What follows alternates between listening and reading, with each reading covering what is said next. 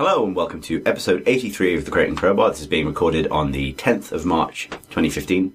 My name is Chris Thurston and today I'm joined by Graham Smith. Hello. Marsh Davies. Hi. And special guest editor of PC Gamer, Samuel Roberts. Hello, Chris. Hi Samuel. We see each other literally every day, all day. Yeah, but what's it like being in here? It's like being invited to the Avengers Tower for the first time. I've never been in this room with you before, so that's very exciting. This Avengers Tower is really small. No, thank you very much for having me. It's a pleasure to be here. That's kind of you to say. What a gracious guest. Possibly the most gracious we've got. Not like Alex or Pip. But, Sam, you've been away last week at the exciting Games Developers Conference for cool kids, where everyone has a nice time and believes in fellowship and community, and it's all lovely, and I don't get to go. Yes. And Graham, you have as well. Yes, I have. Did Marsh you read didn't. about it on Twitter? I did.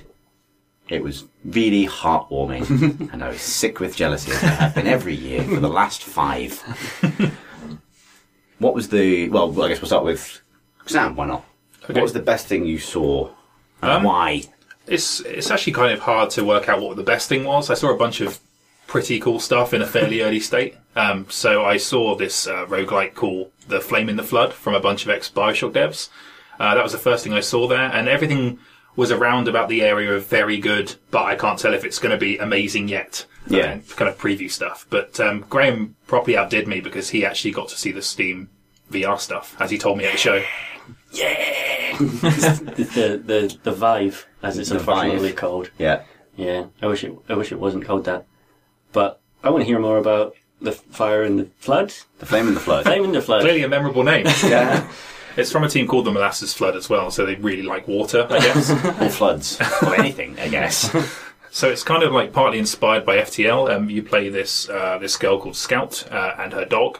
You are travelling on this raft made of a broken up car, and basically you're going upriver because there's a kind of a flood coming to basically wipe out America. You're in the deep south basically, and you're kind of travelling up, and you have to kind of keep all your hydration and health levels, up to sort of scratch. And to do that, you have to land at various locations along the way where you gather resources and you kind of take rests and things like that. But every time you land, it's a gamble. So you land at these kind of mini sandboxes and you might see a wolf there, and then you kind of have to run because you can't fight the creatures, at least early on. But in my demo, you can arrive at like one place and you can find shelter, food, you can set a trap, catch a bunny rabbit, eat it. And then the second time I played through, I landed straight away, found a wolf, and it just mauled me and I had to run away, just thirsty, go on my raft and hoping that I'd find another place down the river.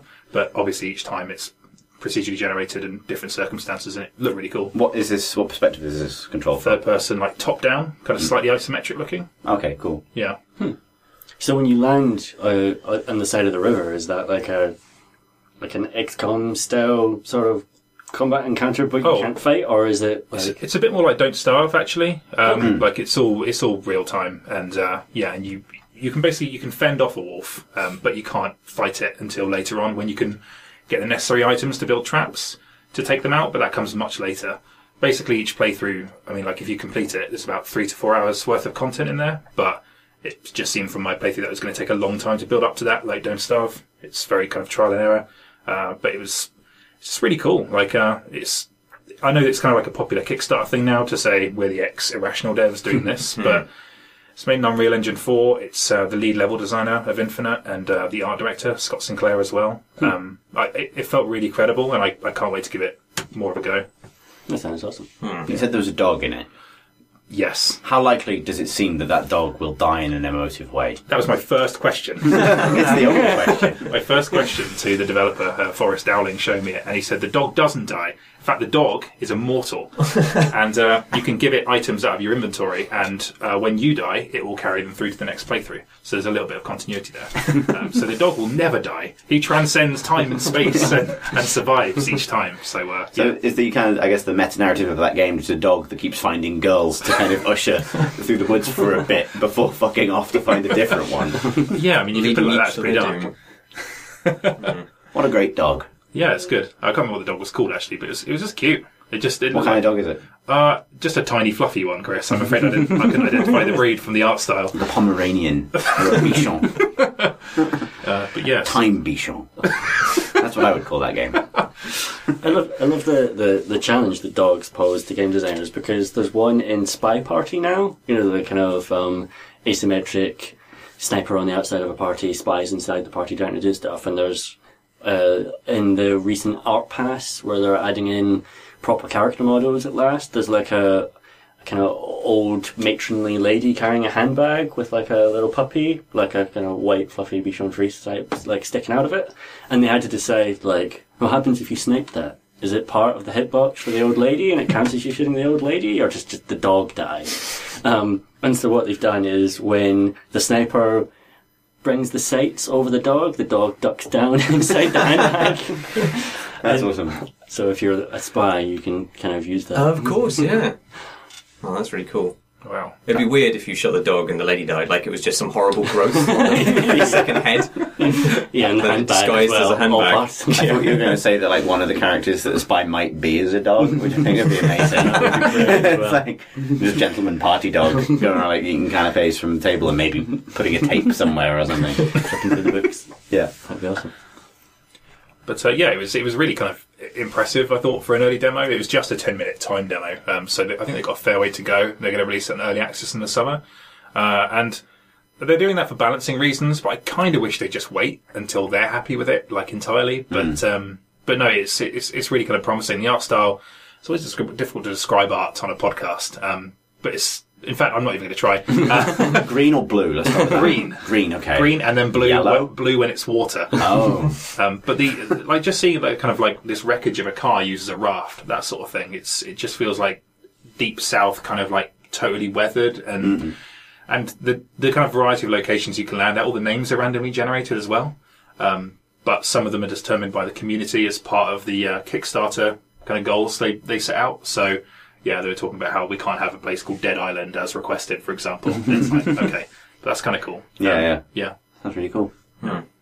You see a lot of things at the show. Were there lots of people showing things off, or was it mostly just about the talks this year? There was a fair amount of stuff. I felt like there were less talks that were relevant to me this year. Like there was a Deus Ex, the talk about the next Deus Ex's engine, but it was about hair physics. And so I thought, well, next Deus Ex, but it's also hair, and I kind of felt like more of an AMD driven thing than an actual kind of like Square Enix thing. So yeah, so actually for me it was very much about seeing like 10 or 20 minute previews of upcoming stuff, seeing a whole bunch at once. Unreal's booth was Epic's booth was really, really good this year.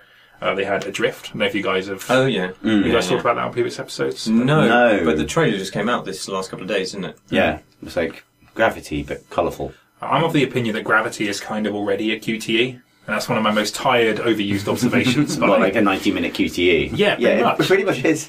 yeah, but it was kind of cool. Like in this demo, you were basically just floating around trying to grab oxygen canisters and keep yourself alive. Like you basically need one like every 20 seconds or 30 seconds around that time, and then the screen goes black if you're running out, and there's a button where you can stretch out your hand to grab one just floating in kind of like anti-gravity.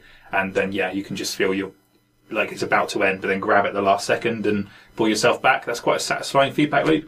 I don't think they could do that for like 4 or 5 hours. I think there needs to be more to it, but it's more seeing floating cool space shit when you go through like a door, and it's cool. They were calling it a first-person experience, which really annoyed me. And then it's called Adrift, but there's no I, it's a 1. And that annoyed me as well. So really it really had to win me over to get over that sort of stuff. But What have they called a sequel?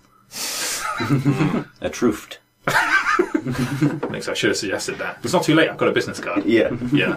But no, it was really cool. Tokyo Adrift. That's what you call it. I just pointed and gasped. That's all. You can stop now. That was perfect. Thanks. Let's just call the podcast. Yeah.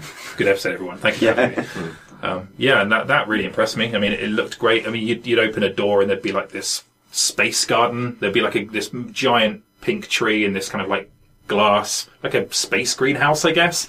So you'd see a space background and stuff. So opening a door and just seeing something entirely Is it a new space is very door? effective. Yes. Just reminding everyone that it's set in space, just in case they forget. But it's really promising. I think it's by this ex-Microsoft guy who was fired for talking about the DRM stuff with Xbox One. He was, I think. Yeah, it was. His controversy on Twitter was, this is in the innocent days when games industry turned upon itself, was to say that, like, you know, something to do with, like, always online restrictions for... Oh, yeah, gamers just suck it up for Windows 10 Yeah, or something, and he was yeah. like, who doesn't have internet in their fucking plebeian caves? That's probably not what he said legally, that's definitely not what he said. But it was, he was momentarily insensitive to people who don't have very good internet connections, and thus lost his job. And I think this is by him. If not, I'm sure this is massively libelous. It is, yeah. There was an article he did with... or like an interview in somewhere, maybe Polygon, that was about why he's made a game about sort of being lost at sea in a crisis, because it's like, because in many ways being a stranded astronaut is a lot like a Twitter faux pas. It's okay to admit that you saw Gravity and wanted to make a game a bit like it. That's fine. Yeah. It doesn't have to be about anything else. It really trades on that like unforgettable moment in Gravity where George Clooney, like, accidentally says something a bit racist, and they both feel really awkward about it, so he just gently floats further away. Classic. Loses his job. Yeah. I was really impressed by that. I'd like to see if there's anything more to the game. I got electrocuted at the end by something that I didn't quite understand, so maybe that will play in the game. Yes. But yeah, I thought that was really impressive. But Graham, did you see much in the way of like preview stuff when you were out there? I saw a few things at preview. I agree with you about the talks, but then I kind of feel that way every year, yeah, and I'm kind of glad that they're not for me, because I would feel bad about it being a games developers conference if they were for me.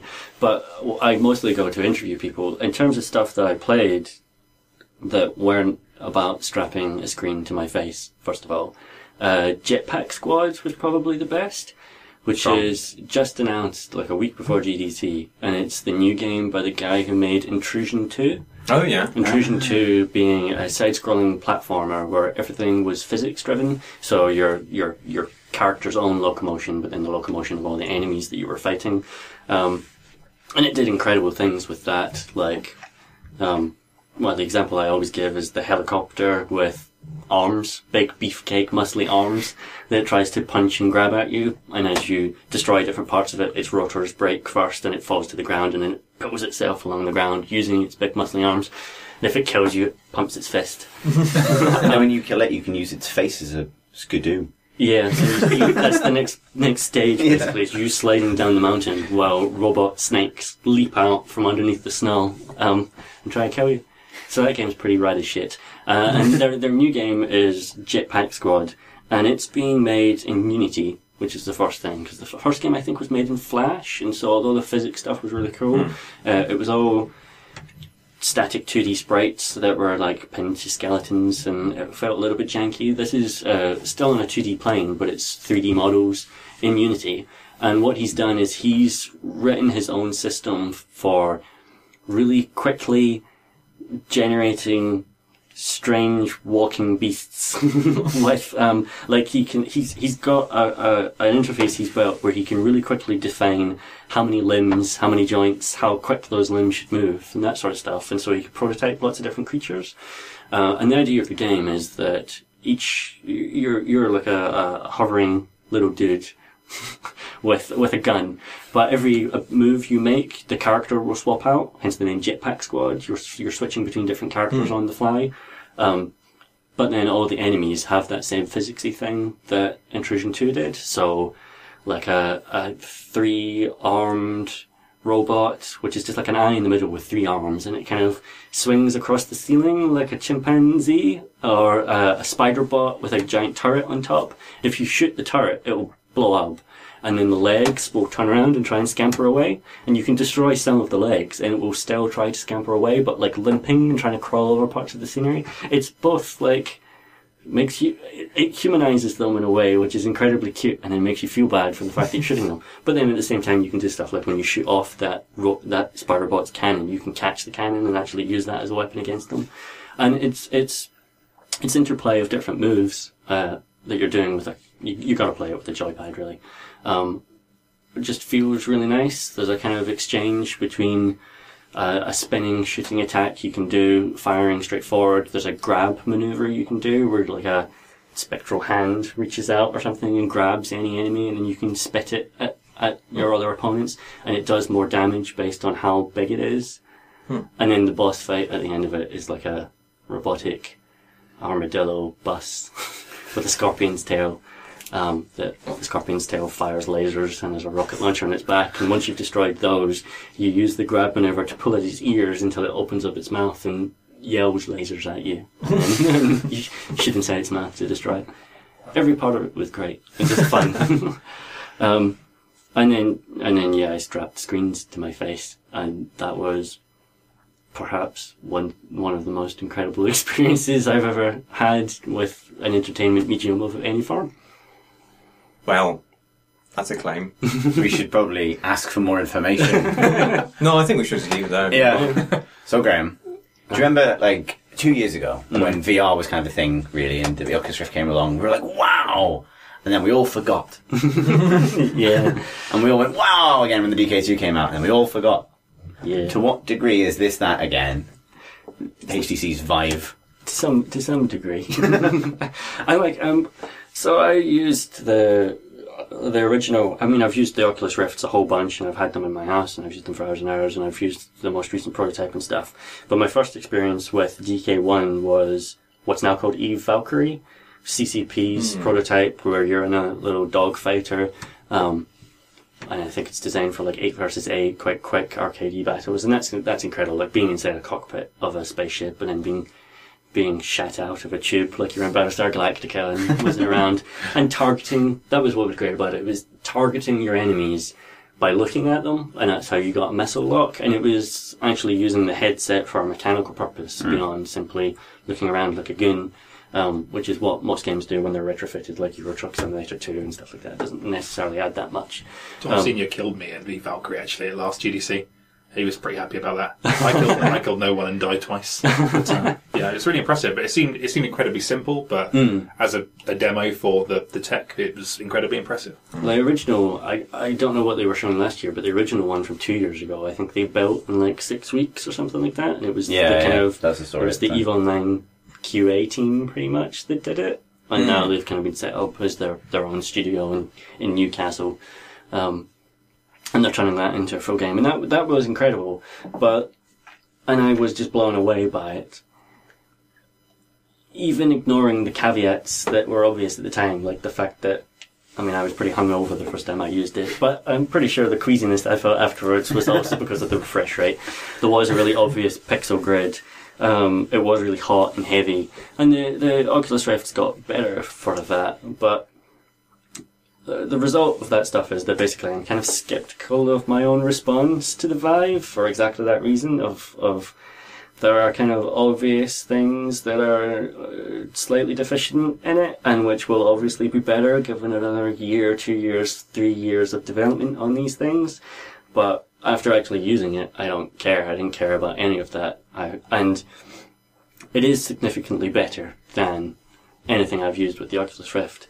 And there are a few reasons for that. One is that it's lighter and it's not as hot. One is that the refresh rate is really good. There is still a pixel grid. It's still, it's pretty much the same. I think it's the same resolution as the Crescent Bay prototype. I don't think the screens are actually any better. So you've got the same field of view and that sort of stuff as well. But it being lighter does make a difference, and it didn't feel hot and sweaty on my face in a way that. That was the worst thing about using the Oculus Rift, and then swapping it between me and Chris was that you put it on there, be kind of just you feel the other person's sweats sopping onto your face. This is at your old house. We played like the first 4 hours of Half-Life 2, swapping back and forth. And obviously it's like this amazing mind-blowing VR experience, but having to put out your mind that this is like playing Half-Life 2 while Martin licks my face. Yes. Everyone comes out of it with pink eye and scratching for days afterwards. Yeah. None of that. I know it's wiped clean, is it? Not absorbent, the Vive. Well, does it have the same water moisturising sucking sponge pads that... I don't actually know. It was very comfortable, but no, I have no recollection of that stuff because I was just engrossed in the thing, and that's what is partly the difference of it, is that for the first time I just forgot that I was wearing it, and even all the times with the Rift where I was playing something that I enjoyed and I thought it was amazing, I would always feel a bit relieved when I took it off, and my pores could breathe and I could wipe away the sweat and that sort of stuff. Whereas this, I didn't have any of that. I felt just kind of bereft when they took it off me because I wanted to go back to the magical land. And the big difference. Sorry, go on. I'm just so sceptical about the resolution. That's like I'm finding it very difficult to believe that I wouldn't notice the screen door effect and be distracted or irritated by it. Which Oculus Rifts have you used? Have you used? I think I've used DK2 as well as DK1. Okay, like the DK1 had like a really obvious grid. DK2 wasn't so bad from my memory. I can't remember if it wasn't as good as the Crescent Bay. Crescent Bay is better, as far as I know. But it's the thing of, you know, it no longer looks like a grid. It looks like black dots, equidistant, basically. You don't see the pixels, you see the gaps between the pixels now, which is the kind of difference, because it's high enough resolution that those gaps are starting to close off. But what makes the difference is the fact that you can walk around while you're wearing it. So the Oculus Rift is limited because even with a camera on top of your monitor, so you're getting perfect head tracking, it's designed to be used when you're sat down. That's what they've always said. And that makes it really good for experiences where in the game you are sat down, you're in a cockpit. And not so good for lots of the other things that people are trying to use it for, like first-person games where your character is permanently standing up. And I always end up just feeling slightly restricted. Like, at first that was because the head tracking wasn't so good, and pretty quickly you realise if you move your heads in certain ways, you move out of sync. And subconsciously you stop moving in those ways until you're just kind of very rigidly, don't move in any of the wrong ways, because then I have to reset the whole thing. And you still I still have that a little bit when it's a game where I'm standing up and running around using WSD or a controller or whatever, but my brain is telling me that I'm sat down in a chair. Like, there's that disconnect. Whereas with this, because it's got 2 laser trackers in the corners of the room, and they had like a 15-foot by 15-foot booths that they were doing these things in, each of them kitted out with like bookcases in the corner to give you a sense of how you would position it in your living room or whatever, and it tracks the space. And so you put on this headset, you pick up the wireless controllers that they're making, although they weren't wireless in the prototype form. You had a belt around your waist to carry their wires so that those weren't weighing you down, so you weren't tripping over them and stuff.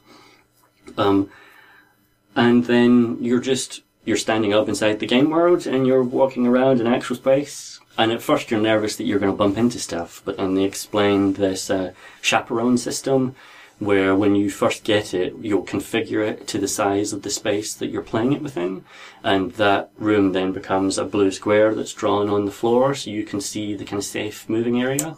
And that doesn't need to be a kind of clean square. If your desk pokes out, you can mark that on there and stuff. Cool. And then when you move towards the edges of that room, a kind of transparent grid comes up from the floor to say, there's a wall here, don't bump into that wall. And that was, like, I was nervous about that at first, but within 2 minutes just kind of trusted it and forgot that I was walking around a space that I couldn't see. The only times that it was a little bit awkward was when like a wire from the controller would get wrapped around your foot or whatever, and you'd have to turn back around the way you came in order to get rid of that. But that won't happen. They've got wireless versions of these controllers, just not enough of them to demo them yet. But how many games can take place within a 15 by 15 area? They had, like, I don't know, between 8 and 12 different demos there, and different people were getting different demos. I've played 6 of them, one of them substantially, and they were all great. Oh, no, It's obviously there's a limitation there, and I asked all the designers I spoke to, like, what if you want to walk? What if you want to do like a Skyrim thing and you want to walk beyond those 15 foot? And some of them said, yeah, that's a challenge we still got to overcome. And some of them said, oh, that's easy. There's totally ways we can do it. I've seen, apparently Valve are testing different solutions. They've got 20 different prototypes for ways to do that. Someone told me. You just press a button to like start new room, turn around. Well, like that was one of them. Was you press a button and it takes you to like an overhead view of the world and in like isometric or whatever, and you just pick the room you want to go to and you click it, and then it kind of teleports you to that space, which isn't the same as like moving seamlessly through the space. But that was one of the ones that people suggested to me, which would work in a kind of way. Have all the roads in Skyrim lead in a straight line, but all of them actually curve. so that you're walking in a circle in your own room, but thinking in a straight line. It's like I don't worry about that so much because it just feels like it's still fucking amazing. Like it was still like I experienced a moment of euphoria using this thing. So the fact that it even if it only could take place within 15 by 15 foot rooms, it feels like there's enough you could do with that. And it also feels like it's expanding outwards. Like it feels like the Oculus Rift can only exist within a 3 foot by 3 foot cockpit, which is the size of your chair. So now it's expanded out to the size of your living room, and hopefully it keeps expanding from there. But in terms of the demos I saw, the first one was this thing called the Blue, which I think was already existed and was maybe made for Samsung's Gear VR, which I haven't used and don't fully understand what it is.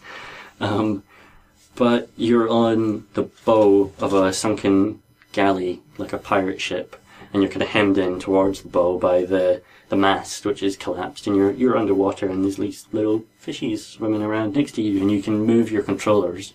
And it, chases them away and stuff like that. And I was kind of playing around with that.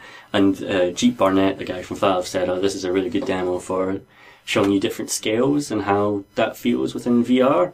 And which is the point at which I saw something out the corner of my eye, and I turned around, and it was the tail of a whale, which was right there next to me, basically. So it's like these tiny little fishes that feel like tiny little fishes, and then you turn around, and there's this eye, this larger than my head, which I am staring into, as this whale pauses. And that's just... It does... Fucking terrifying. It was beautiful. Like, it was that feeling that David Attenborough documentaries strive for when the music swells and his old man voice talks about the majesty of the animal kingdom. As I, stood upon a sunken boat at the bottom of the ocean, staring into the eye of this enormous double-decker-sized animal that felt like a double-decker-sized animal, and its eye looked like an eye. That was amazing. And then it swims off, and its tail comes dangerously close to your head, and you can't help but kind of lean back a little bit to avoid being hit by it, even though you know that you would just pass right through it. So that was pretty cool. What do you think would happen if you cried? Where if the beauty of nature was such that you just wept involuntarily? Get electrocuted to death. Valve said that people were coming out of the demos in tears, and I met game designers that said that they cried after using it, and Valve were saying people were hugging them when using it. So I'm saying crying during using it. Well, I think they probably are. But this is again the absorbency problem. How wet does your face get in VR? Yeah. I didn't ever see them with moist toilets wiping those things down. So. Probably did it once over with a hairdryer before it yeah, just the valve employee takes it out and just rings it into the sink. I didn't get to use the headset because it was kind of like one person per outlet. And we had Wes, our hardware editor, see it because he played with Crescent Bay as well from Oculus. But I got to watch him doing it, which is basically is good. Yeah, that's a good perspective, actually. Yeah. What does Graham look like when he's having this transcendental whale experience? Well, Wes looked like he was bartending. He was sort of like turning pipes or something, or turning something. But he was doing that every time I looked in there. And he was so into it. Like, it's incredibly bizarre to see someone stood up just out of your reality. Like you're not there at all, and they're just in some other world. Like, it's weird seeing that acted out in some kind of weird play. But yeah, it was great to watch. Me and my boss Tim just looked in the window every now and then, had a little laugh, and then just carried on playing with the controller because that's all we were allowed to do. But it was amazing that everyone, it was unanimously positive reception to everything they were showing there, right? And then someone said that they announced Portal 3. Which didn't happen. They had a demo of like a bespoke Portal level, right? Yeah, Portal 2 Vignette, where you're like a robot repairman working in a 15 foot by 15 foot room, and it's written by Valve, and it's written in the style of Portal, so it's really funny. They're taking the mick out of you as they tell you to open a drawer in the wall, and whichever ones you open the first 2 times, it tells you you're wrong, and the second one you open has got like the crumbs of a half-eaten cake in it, and the third one you open has, Portal 2's marketing videos, which were like little stick figures. You open the drawer, and it's just an office scene in miniature with all those little stick figures walking down the aisles and tapping away at little computers and stuff like that.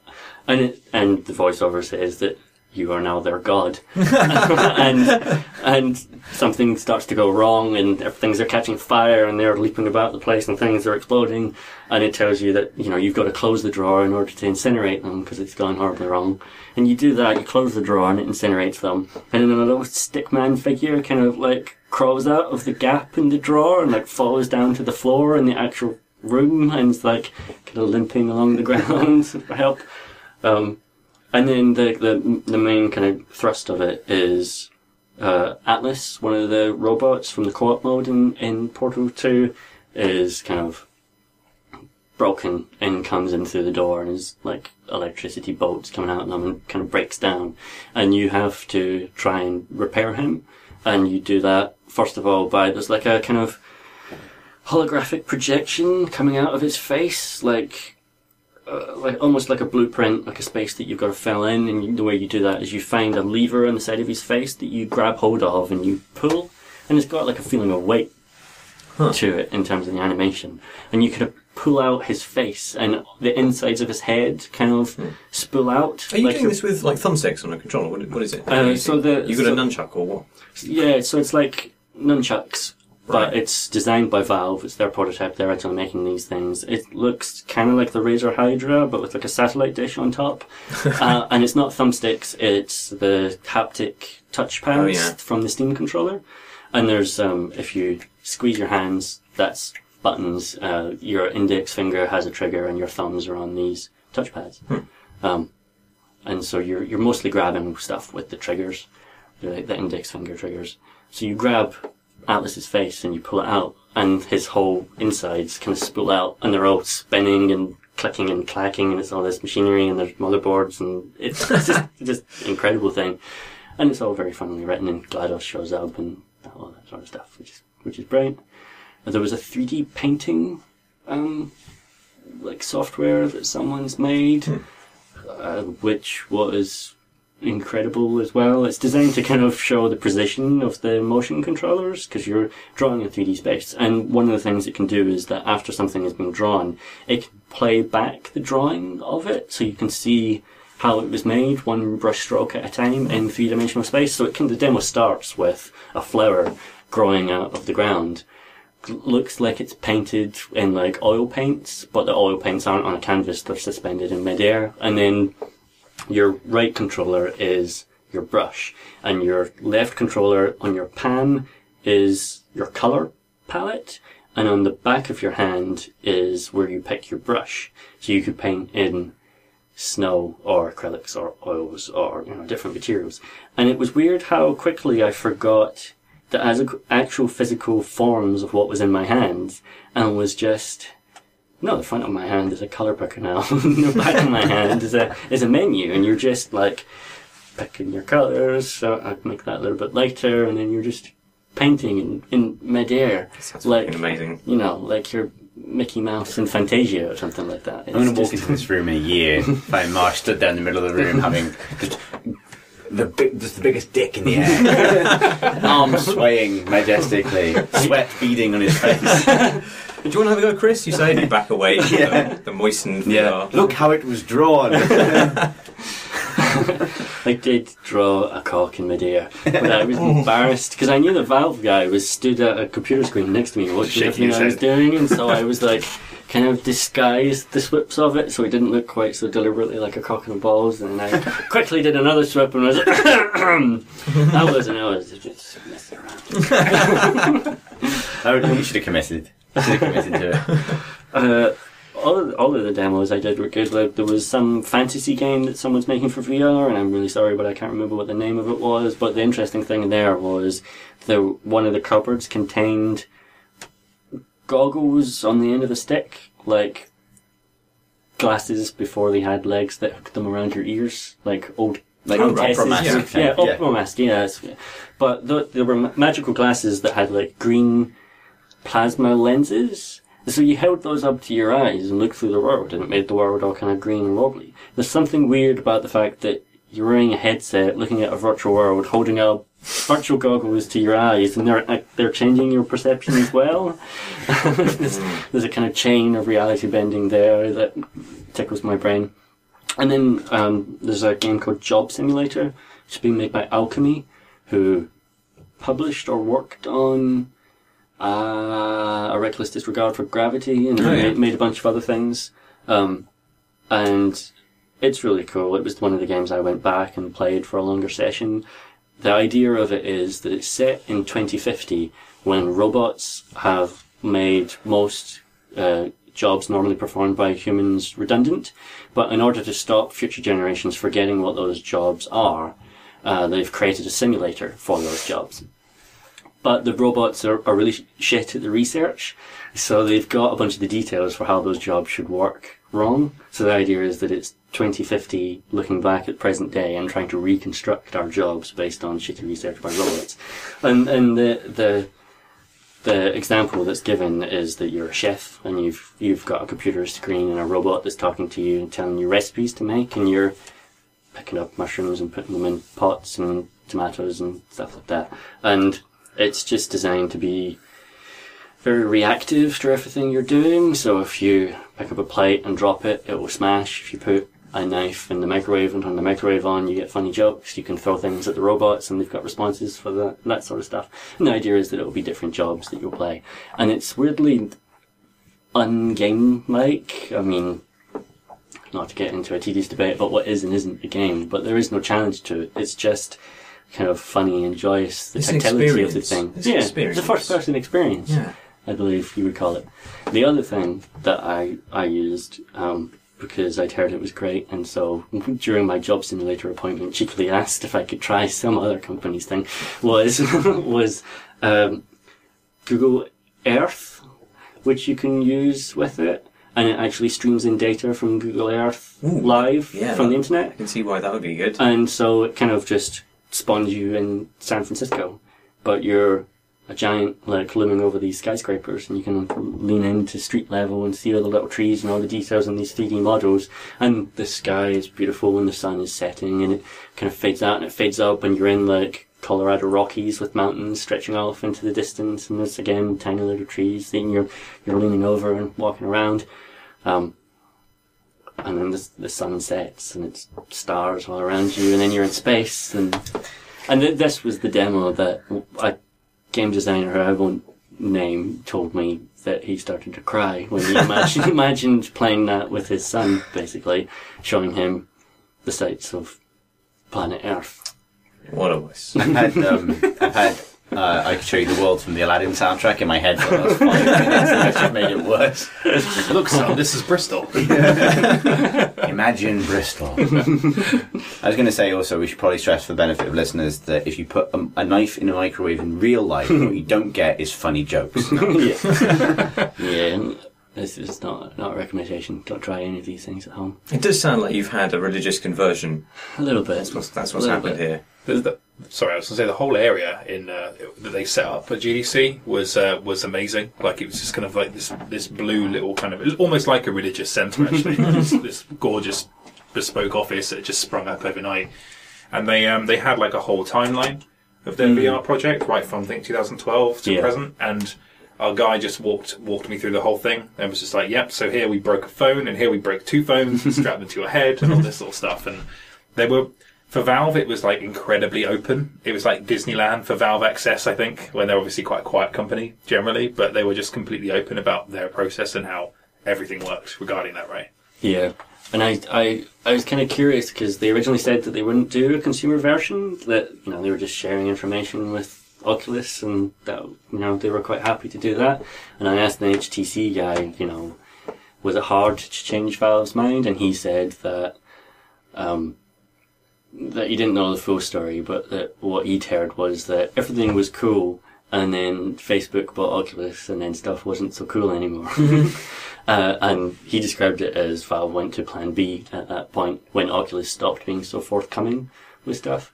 That was kind of, it was interesting seeing all the different prototypes that they'd made in that late. So did HTC come to Valve with a prototype, or did Valve just say, here was all the work that we were doing, finish it? So Valve showed their kit at Steam Dev Days, that thing in Seattle last January, where they just invited a bunch of people to come to what's called the Room prototype, because there were like QR codes all over the walls in this room, and this was just meant to be their sort of target render, I guess, like for what VR should be or could be in the future, and they were just giving all that data to Oculus and sort of suggesting that they might just like open source all the research that they'd done so that anyone could use it.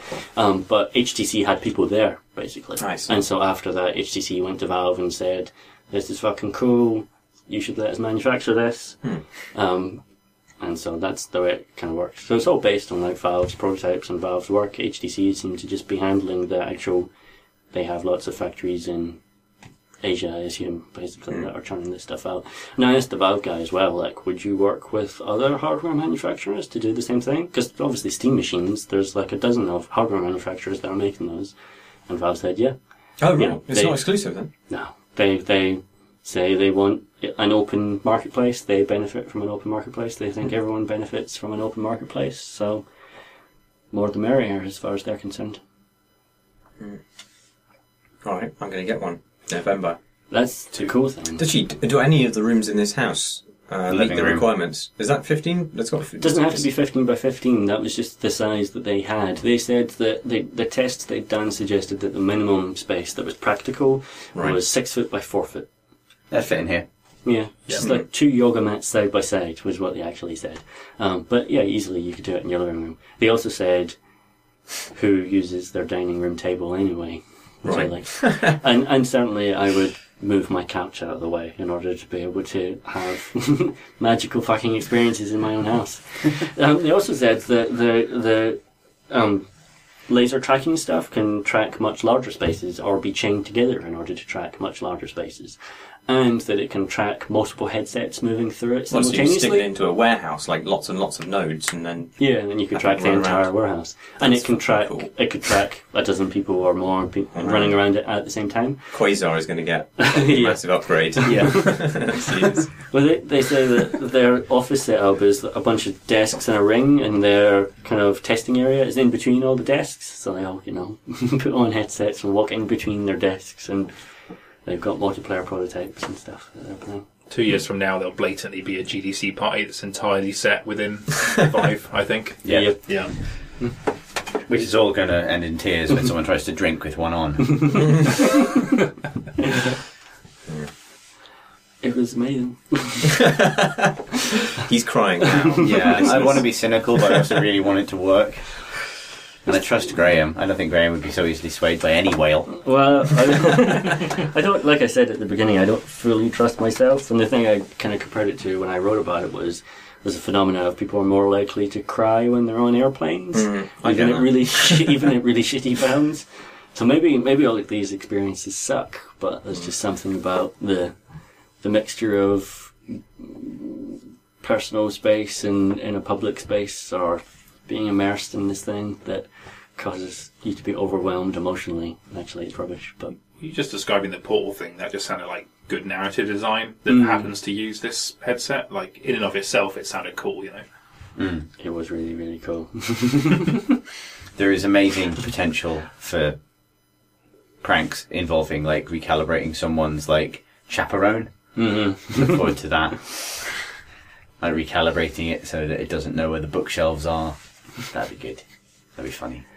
It seems like the way that stuff should go, like, say, because there's obviously those weird disconnects, like the fact that Job Simulator, you're working at a table, and the table looks solid to you, but if you were to actually walk forward, you would walk into the middle of the table. The table has no form because you're not actually there. You're in a room. But given that that chaperone thing, you define the space of your room, and you can define like parts of your room that are cut off because there's a desk there. Surely you can tie that into procedural generation in some way that it can place the table asset where you've actually got a table, or position the walls of a room where your actual walls are, rather than it being I do think that you're going to run up against the limits of the genres that are capable within that and space. literally run up against a bookshelf at some point. Yeah. If you've got the 2 trackpads, could you see it being interesting enough if you were just stood up and playing the game as usual with the pads and you were just stood still in first person? Do you think that would still be an interesting enough experience? I do. Yeah, because I think like the Oculus Rift, even when you're sitting down, is an interesting enough experience, and this is just going one better. I don't think that it will need to be tied into just 15 by 15 foot rooms, and I think just even sitting down with it will still work. You know, you don't have to use the laser tracking in every game. Well, that was the great failure of motion control, was that everybody assumed that one-to-one motion tracking was what people wanted. In fact, people don't really want to act out every action in a game physically, because games shortcut that stuff very conveniently. I don't want to have to run the length of fucking Skyrim. No, that would be exhausting. Yeah. There was a guy, because you know that kick-started omnidirectional treadmill thing? Is it called the Omni? Yes. Okay. Virtuix Omni. Yeah. So there was a guy on the show floor just all days that the show floor were open, just constantly running on that thing, holding a light gun with a Oculus Rift headset on. He was there last year. Was the same guy. He seemed like the sweatiest man. Yeah. That thing's just a bowl of sweat by the end. There's a paddling pool playing. Yeah, that thing seems fucked now that I've used the Vive. It seemed like that was the case for everyone showing VR stuff there, that everyone knew that Valve just sucked the air out of the room when it came to that. Yeah, and I mean, Crescent Bay is great, and obviously Oculus Rift is going to be huge, but just the fact that Vive have said it's going to be out before the end of the year. Alright, that doesn't seem to be true of any of the others. I'm going to buy the first one that I possibly can, so... It's all seemed quite conceptual up until now, hasn't it? They've just turned it into a real thing. Like, Oculus has been, like you say, 2 years now, waiting for there to be a consumer model, or even a release date for a consumer model, and still not here. Yeah. Man. It's going to be so weird this Christmas. Just running in the living room, crying at whales. Trapped on a 15 feet by 15 feet galley. Yeah. it seems likely you're going to get a bunch of new Valve games as well.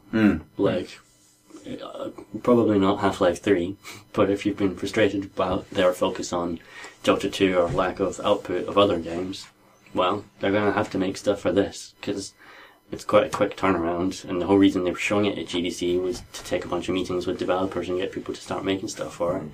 Valve have obviously been making prototypes for it longer than anyone.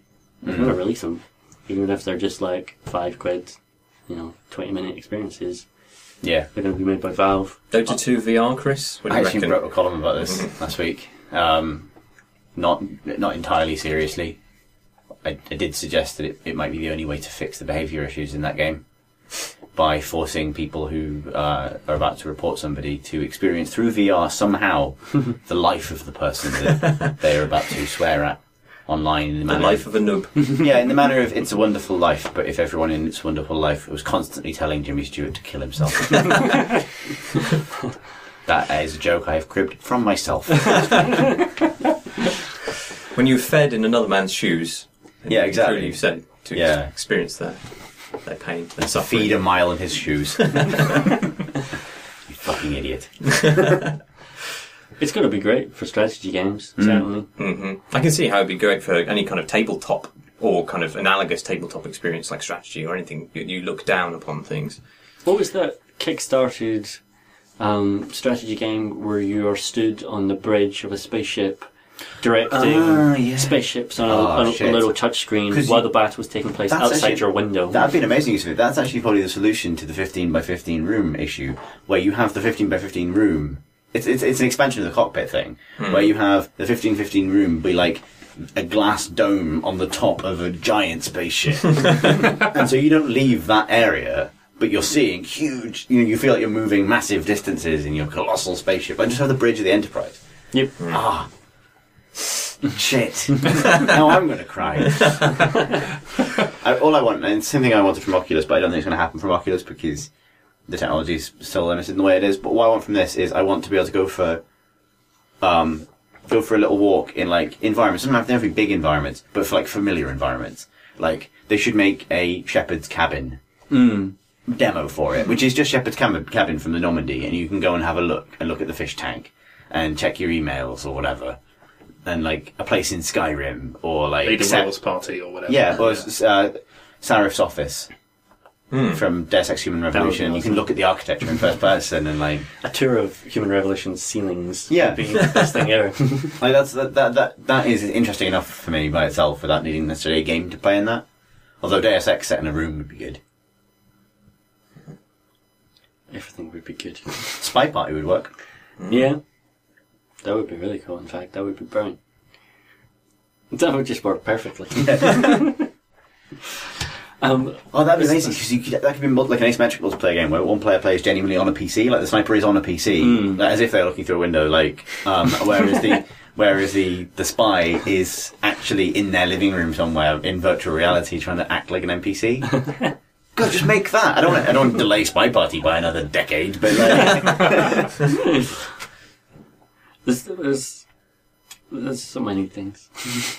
There's more I can say about it as well. Like, there's just nice little touches. The fact that it starts off in a like pristine white room, and all the demos, when you load them in, they fade in. There's no loading screen or anything like that. They just fade in around you, as if Like the fucking holodeck. yeah, like the Jesus fucking Christ. holodeck. I wonder if that's and deliberate. And in that white room, with your left controller, you've still got the little colour wheel, and when you tap and hold down on the touchpad in different parts of the colour wheel, a balloon comes out of your controller in that colour and floats off towards the ceiling. It's disgusting whimsy now. This It's is unbelievable. how it teaches you how to use it, though. Like, that's a cool thing, like, teaching you how How to... dare you've had this transcendental experience and I haven't. This is not fair. Fuck your whimsy. Oh god. Yeah, I was thinking earlier when you were mentioning about the strangeness of putting glasses on over the goggles and actually connecting the world. I wonder if a way of convincing people to see virtual reality as being somehow sharper or less pixelated than it actually is would be to have all of your characters in virtual reality start a demo short-sighted. And then the first task in any demo is to put on some glasses, and that's so much clearer that you then don't notice that it was previously blurred, that it's actually still blurry in some way. That would Brilliant. There's no bad ideas in this space. The way that all these demos did it was that they were stylized, they were cartoony. Like, Job Simulator felt like you were inside a cartoon, which is pretty cool. But it's also, and I don't know if I said this, or what I was trying to get to was the fact that you can walk around just overrides a lot of the other complaints. Because the field of view doesn't matter so much when you can just freely turn your head and turn your body and move around. You stop thinking about the fact that the field of view isn't that great. I never found the field of view a problem, actually. That never even occurred to me. But I'm not one of these kind of people who suffers from any FOV problems, as far as I can tell. But certainly the screen door effect got me in the previous versions. I mean, But if they, that's better because it's higher resolution, but I also think when it's a quick refresh rate, when it is, so it doesn't blur when you're turning your head quite quickly, and again, when you're just unrestrictedly moving around the world and interacting with that world in a natural physical way, you stop thinking about your eyes because you're focused on what your hands are doing. Gabe Newell said nobody has ever been sick using the Vive, or felt sick after using the Vive. We shall put that to the test. And Spinning around in circles until you vomit, goddammit. yeah, the feeling of Chris's cold sweat on my own face. That's not enough to make me feel nauseous. Wasn't before. No. The PC Gamer test is to get Andy Kelly, our section editor, to just wear the headset and play Euro Truck Simulator 2 and drive across Europe over the course of an entire afternoon. And if he's still alive at the end of it... He's done that once, and it almost killed him. Yeah. He was just sweating. And he was using a steering wheel as well.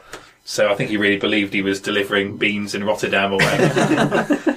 But He's never been the same since. No, but we'll be trying that. That will be the barometer of success for us, I think. Yeah, well, the barometer for success really is when we get our first fully VR related, like, cyberpunkish illness. You know what I mean? Like, this guy's got a bad case of the Vives. He still thinks he can see that whale. I want the Challenge Annika game now, where you can not only drive the truck across Europe, but you can then live in the back of it and walk around it as if it's your living room. I wonder how likely Valve is to make that. Well, Oh man, how great would it be if you could denote which parts of your room were comfy and soft, and then you could place things in the game world that were also comfy and soft, and you could go to sleep in the game. Yep, that would be a thing. Wake up inside a game. Amazing. Sleeping simulator. Yeah. Make that, sell it on launch day, And you make quite a lot of money. It's true, actually. It's time to prep your 15 by 15 foot Unity demos, gentlemen. Chris, I hear you've been wrong about a game again this week. One man's wrong is actually right.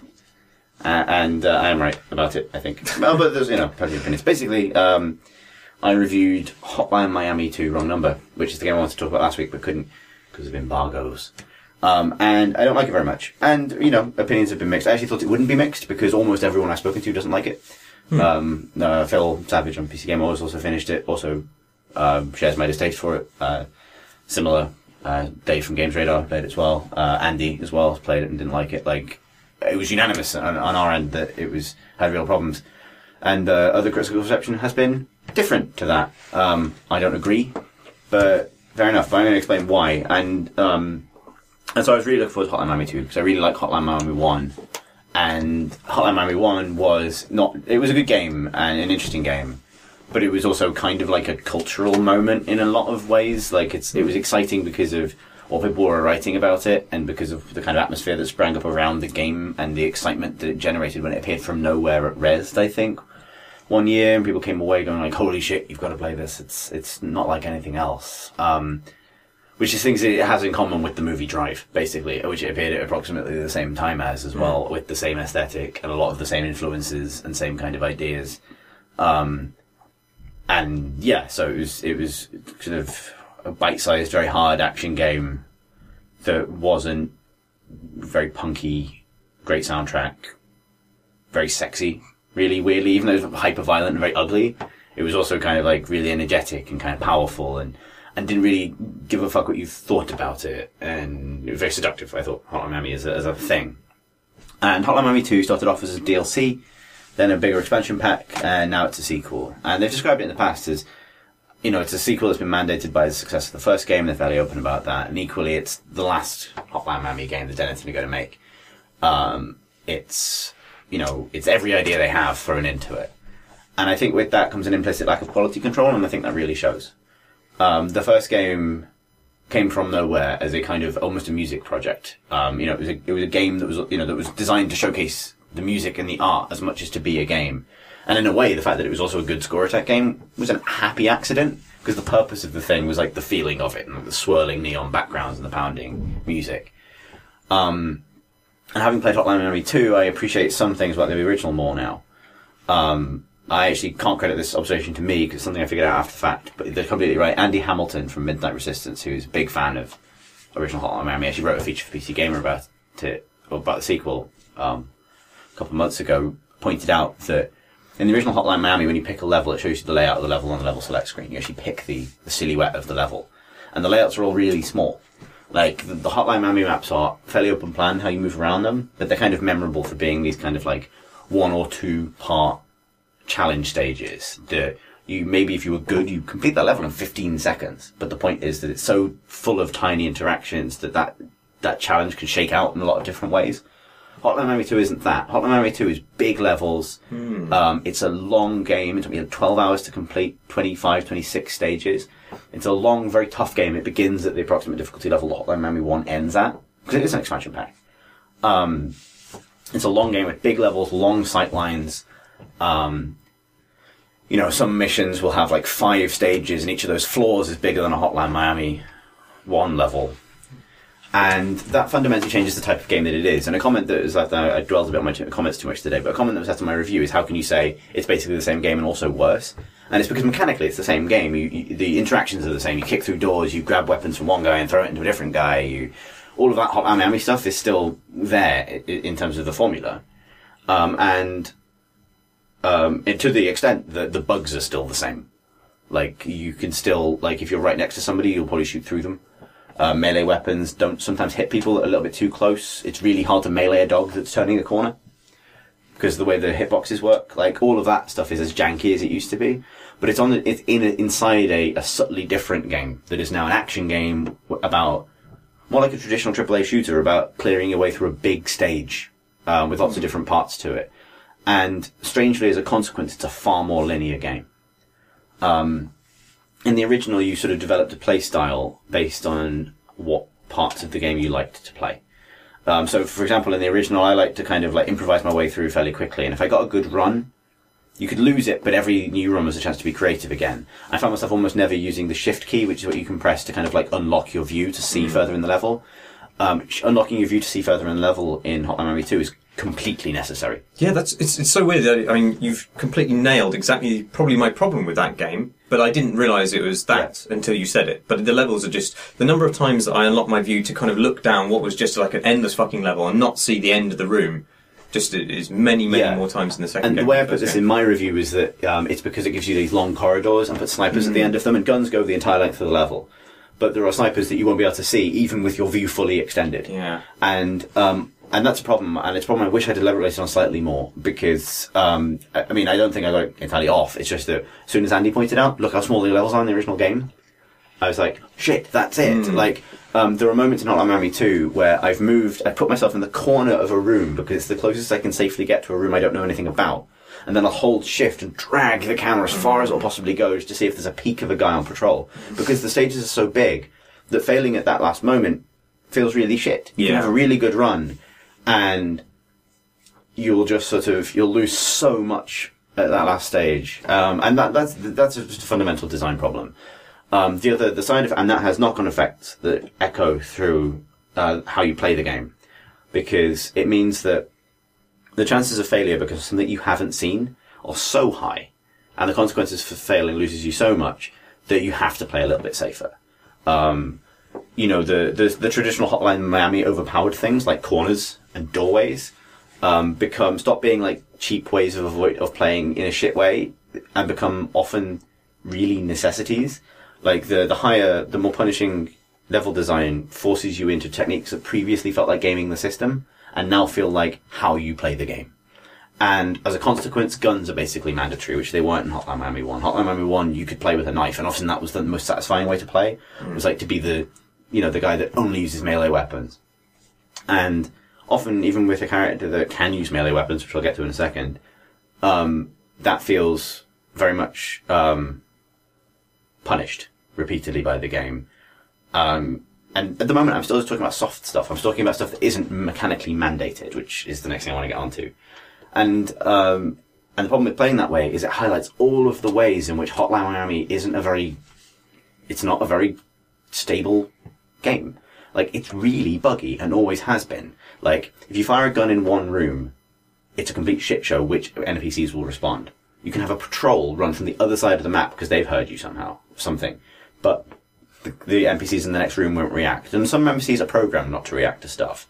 But others, it feels really unreliable. So even solving the puzzle of the level is often complicated by like, oh, this time that guy reacted and this time he simply didn't. Similarly, the randomization of what enemies are carrying, because improvisation is so punished, it can really make things more difficult than they need to be. Like, you know, an NPC might be randomized with carrying a gun. If you get unlucky and he's carrying a 2-shot shotgun as opposed to a machine gun, it changes the dynamic of the rest of the level in a way that isn't really good. Because the whole thing feels like you have to use a gun. You've just been given a worse one because why not? Similarly, carrying the right weapon into the next part of a level can feel like it breaks it because it kind of wants you to have a melee weapon for this bit, but you walked in with a full machine gun and it's just it trivializes something and something else hard. And so it feels just far less fun. Like, anyone who's been in the office for the last week, and Sam was away, but has heard me, I mean, I've never felt so self-conscious about how much noise I'm making in the office before. Like, just biting my tongue, because I'm just so frustrated. Like, I'm losing so much, and like, in addition to the AI bugs, and the collision detection bugs, and the endlessly spinning dogs, dogs like to spin on the spot forever, that it happens with such frequency, you see it all the time. I had a level that I had to restart 3 times, because there's a special enemy in it that you kill and he drops a key. And you only find out that he's dropped a key when you've cleared every other enemy in the level, and it says go and get the key. But on 2 separate occasions, the key fell outside of the level where I couldn't reach it. And because the level, when you die, you go back to the start of the floor you're on. But if you restart a level, you start it from the beginning. So I had to go back to the beginning of that stage, which is the stage before that one, to play back to that point until I got through there. Another level, massive 5-stage level, where you play as 5 different characters. It crashed 3 times on the last part, and I had to replay all of it again. And I honestly almost cried. Like, I needed to get through this game for a review, and it's fucking hard. like, I'm pleased with myself that I finished it, but it's a very difficult game. Like, it's incredibly punishing. Any damage from any source kills you all of the time. And the 3 times that I'd gotten to what I would realise eventually was the 5th and final part of the level, and the game would just closed, back to desktop. And just like, there was a day where I just went and did something else. Like, I did boring emails for a bit, and I wrote part of a different thing for the magazine, and then went and did my column and did some of the things because I just wanted to do anything else. I was just sick of it. Like, I just didn't want to play it anymore. And I didn't feel that way. Like, Hotline Miami 1 was hard, but I never felt just fuck this. Like, and so the stability thing is a big issue as well. And then you have the weirdest series of design own goals on top of that, which is the addition of more stuff. And if you go back to Hotline Miami 1, having played it, you realise how kind of subtle Hotline Miami 1's design additions were. It's not a subtle game, but Hotline Miami 1, you choose masks for your character. There are 2 characters in Hotline Miami 1, but the introduction of the second one, who has a more restricted tool set, is kind of the epilogue to the game, where you play as that second character. You know, it's not the quote-unquote canonical ending, though I would contest that anyone gives 2 fucks about Hotline Miami's story. It's something that I apparently am wrong about.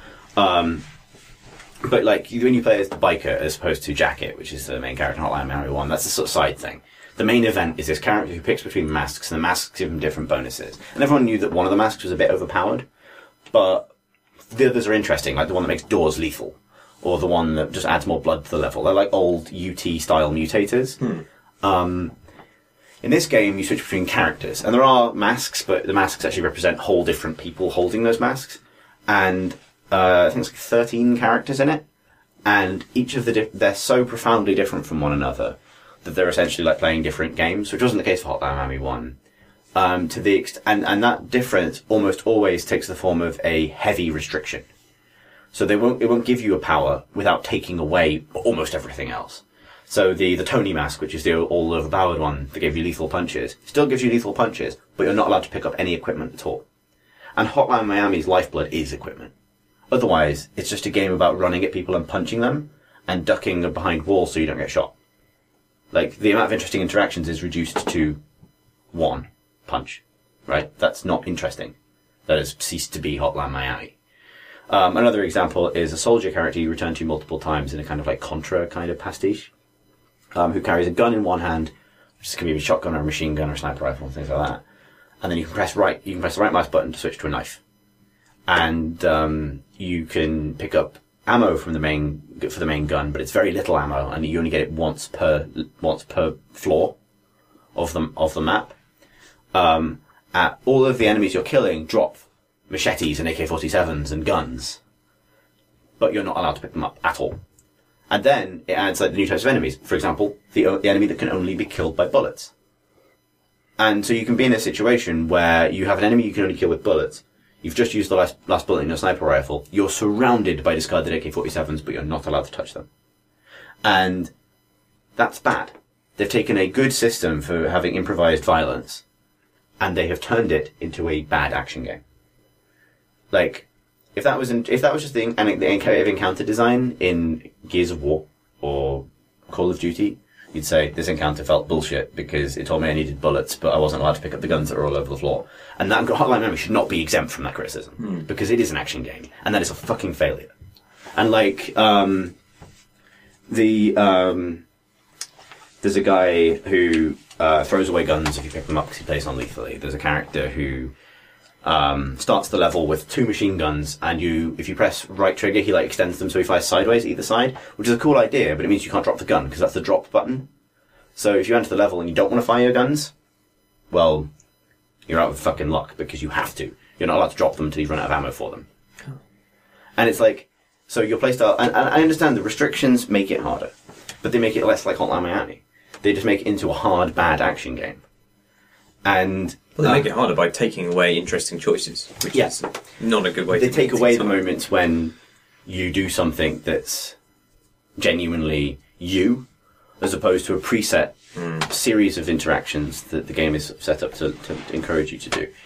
And then, like, there's another type of enemy that will insta-kill you if they get next to you, but if you shoot at them, they duck and then lunge, and they'll do that every time, and it'll then start to mix and match the guys that can only be killed with bullets with the guys that you can't kill with bullets. And Hotline Miami's basic mechanics of picking things up and dropping them are not finely tuned enough to cope with that. Because it's always been a game where you accidentally think you're going to drop something, but you throw a rifle through a window and it knocks a guy out the other side. Previously, that's funny, because it doesn't mean definite death, because you've just thrown away your gun, and the guys coming for you can only be killed by guns, and you're fucked now. Like, previously, there was mechanical space for accident, because the game was simpler. Now that they made the game more complicated, the things that were previously like, oh, Hotline Miami, what a crazy game, and now like, oh, Hotline Miami, this is fucking bullshit. Like, and it's just, it doesn't need that. And then, the final part of its failure is that it's like, it is the second album in so many ways. It's like, the first one was culturally impactful because it was so novel, and you don't necessarily expect it not to retread some ground, or not to be Hotline Miami, but you want it to at least attempt to have an impact equivalent to the old one, which doesn't necessarily mean making it more gruesome or something, but it means sort of like figuring out what was aesthetically interesting and new and fresh about it, and being critical about itself to a degree. Like, not just assuming that you can do the same thing a couple of years later, and people will still think it's striking, because, you know, burned out VHS tapes and kind of like, that, 80s hyperviolence is a thing now. Mostly, a lot, in some ways, thanks to Hotline Miami. When the band comes back for a second go, they have to acknowledge their own influence in a way and do something with that, and it really doesn't. In fact, the very penultimate sequence in the game, which I won't spoil, is stunning. Like, they do things with the game visually in its final moments that is fucking amazing. Like, it makes you look sick to look at it. It takes the kind of visuals of what Hotline Miami was and take it so far that it's like, it was like its holy shit moment. Like, mechanically, it's not very interesting. It's still kind of like Hotline Miami, you're gunning people down. And in fact, the visuals are so distorted by that point that they make the levels a bit easier, because what you're doing is fucking mental. And then it shows you stuff that you've never seen in Hotline Miami, like, kind of way past the fold of how weird it's ever gotten before. And it's great, and it lasts like 3 minutes, and then the game ends. And like, this is at the end of a 12-hour game. And at that point, you're like, shit, that was exactly what Hotline Miami sequel needed to look like. Like, whereas like, you thought the last one was weird, fucking this. And like, it would have been so cool if, 2 minutes into the game it had gone, fuck it, we're not doing Hotline Miami again, we're doing this. And it was just like this mind-blowing pixel trip kind of crazy thing. And then maybe there's an argument that says, oh, you need to play through 12 hours of the old version before you get why that's cool. No, you just go, like, do that. And so they still, like, they have the artistry of it. Like, they still can do it. It's just, they get it right at the end and it's tragedy. The rest of the time is comprised of this vastly convoluted plot. The original doesn't really have much of a plot. It's a guy gets a phone call, goes and kills loads of people, and then you start to wonder why he's making those phone calls, and then it ends. He's receiving those phone calls, and then it ends. This game sets up through multiple divergent narratives across 13 player characters, and multiple interactions, and cross betrayals, and dream sequences, and dreams that might be films, that might be dreams, that might be real life, that might be drug trips. A story about stuff happening in Miami in the 80s through to the 90s. And none of it makes any sense. And it's not written with any particular grace or interest. It doesn't really have anything to say. Because it amounts to, like, imagine being told the plot of Scarface by someone who was constantly remembering things about the plot of Scarface that they'd forgotten to mention that now seem really important to them, who was high as fuck. And that takes them 11 hours. And you have the narrative arc of Hotline Miami 2. It's like, oh, yeah, I forgot to tell you about the guy, and he's like in the thing, and he has some shrimp, and then he's like, what? And he's like, fuck. And then they start explaining a different part of Scarface. It's and then they get to the point halfway through, and then they decide to tell you about it some more for another 11 hours. That's what they've done. It's like this vast, complicated thing that wants to be significant, but it's hard. It just isn't, so it's not. So I don't like it. I heard you make noises while playing it, Chris. I've never heard before. It was like a proper Chris Thurston soundboard. Yeah. Some of the hand gestures are amazing as well. There was one gesture that was like a tiny dog trying to take a ball out of my hand, which I have done before. Taking a ball out of a tiny dog's hands. No, a dog trying to take a ball out of my hands. Okay. Where it's kind of like stood on two legs and just like flailing wildly in the air. I was I've never trying- seen you do that before. I was trying not to swear. Like, because when I started playing, I was like, fuck this! And then I was like, I work in an open plan office with a lot of other people, like, I should keep this down. So, like, have you ever seen the bit in Spaced where, like, Simon Pegg flips out and, like bashes on the kitchen counter for a bit and then, like, flips the toaster over? Like, that was me at my desk for about a week, because it would crash again. And I would just, like shake the top of my Mac and then, like, wave in the air and then just, like, rattle and then go make a cup of coffee and then sit down and be like, rrr. Or like Professor Farnsworth and the Angry Dumb, that's the other good analogy for this week. I really wanted it to be good, and genuinely don't know why so many people have overlooked its design problems. I think some people really like the weapon forced stuff, as it makes it more challenging, but I think it's I think it's a big honking pile. And it's I like Denison as a creative team. Like, I want them to make another different game, and I feel like, yeah, cool. They've done their money obligations now. Like, they've made another Hotline Miami. It's got a level editor. It'll probably do really well. The community will probably like it. I don't think it's a very good game. It sounds in some ways like it is a game made for hardcore Hotline Miami fans. Like, not just the people who completed it, but the people who then went back and played it for 100 hours more to get A+ on every level. I can sort of see that, but I think its design changes make downplay score chasing, because the levels are so big that, like, the first game is about making sure you, like, kill everyone without breaking your combo, but that isn't enhanced by having bigger levels. You know, unless you have enemies literally fucking everywhere.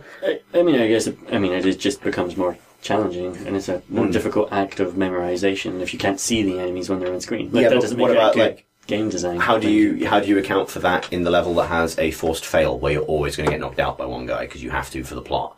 What about the level where you have to run around so that the boss can't hit you for 30 seconds? In a sequence that's actually worse than the boss battle in Hotline Miami 1. Like, what about the amount of time you spend walking between locations or in cutscene or in whole levels that have no combat in them because they're just there to tell the story? Like, that stuff isn't for the score chasers. Like, if it made just more levels for Hotline Miami, like, I'd have loved more tightly designed levels. And I think that would have really that would have been a different future for the game, where it accepts that it's about, like, 30-second bursts of action that you master, but what it's become is about hour-long stages that you grind through. And yeah, I didn't get, like, an amazing ranking. I got, like, 1 A- or something like that on my way through it. But I didn't feel like I was playing particularly badly either.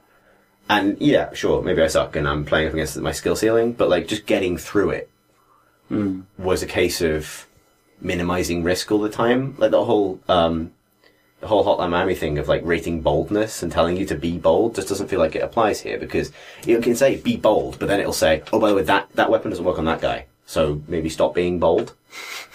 Like, you don't get both. Yeah.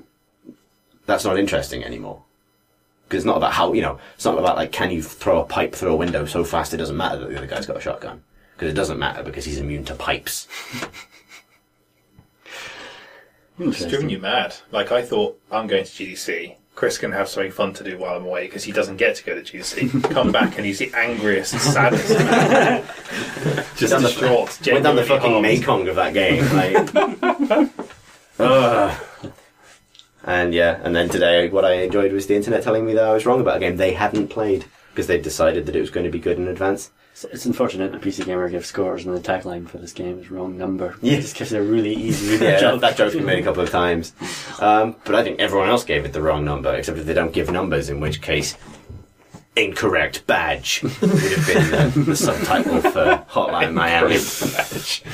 I agree with you, though, that, like, Hotline Miami was never about being conditioned to do certain things. It was about player expression and using all the tools at your disposal. I mean, the other thing that annoys me there is you say the soldier only gets to use the knife and, like, these set guns, but can't pick up any other weapons. The soldier can't pick up any other weapons. Yeah. The soldier. Yeah, Okay. so literally, and you're fighting guys with AKs who drop AKs, and you really need a gun, and you're not allowed because... Army rules. Yeah. But you might not be in the army, really. You might be having a dream about a film. Right. About drugs. Deep. However, I actually did talk about Hotline Miami for, like, probably an hour without talking about the soundtrack, and the soundtrack's fucking amazing. It really, really is. They've assembled a really great collection of music, and I would just buy the soundtrack. And then imagine the game.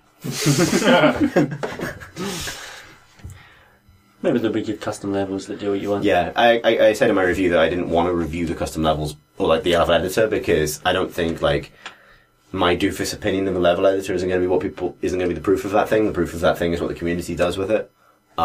So they need time with it, and maybe you could easily get a better Hotline Miami out of the level editor, but like it is currently marked as being in alpha, and I don't know what kind of Steam Workshop integration it has or anything like that. At the moment, it seems to output text files. So, the proof is in the next 6 months, I guess.